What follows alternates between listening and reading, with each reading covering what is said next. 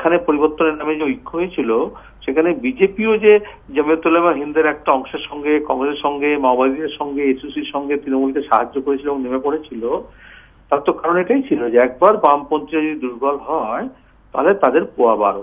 তবেই তো নরেন্দ্র মোদী স্বপ্ন দেখছেন মুখ্যমন্ত্রী প্রধানমন্ত্রী হওয়ার। এবং তৃণমূল কংগ্রেসের সঙ্গে যে যোগসাজশ বিজেপি রাজনীতির, সেটা তো আজকে স্পষ্ট। সেজন্যই বামপন্থীদেরকে আক্রমণ করেছেন বা তথাকথিত তৃতীয় ফ্রন্ট নিয়ে কটাক্ষ করেছেন। এখানে এসএমএস এর যুগে তিনি এই ধরনের রেডিমেড কিছু কথা বলেন। আর তিনি তো বলেছেন ওয়েস্ট বেঙ্গলকে ওয়েস্ট করে দেওয়া হয়েছে 34 বছরে, যেমন বলেছে রাজনাথ সিং। বিজেপি বা আরএসএস তাকে কোন ছেড়েতে নিয়ে যাবে দেশটাকে? কারণ বিজেপি তো এনডিএ গভর্নমেন্ট তো করেছে, বিজেপি এবং তৃণমূল তাতে সামিল ছিল। সেখানে ভারতবর্ষের অবস্থা কি হয়েছিল? এবং গুজরাটের দাঙ্গার কথা তো এখন মানুষ জানে, গণতন্ত্র জানে। গোটা দেশে অকংগ্রেসি অবিজেপি যে বিকল্প গড়ে উঠবে, তাতে এখন আর তিনি সন্ধিয়ান নন, তাতে তিনি আতঙ্কিত। এই জন্যই তিনি এই ধরনের কথা বলেছেন।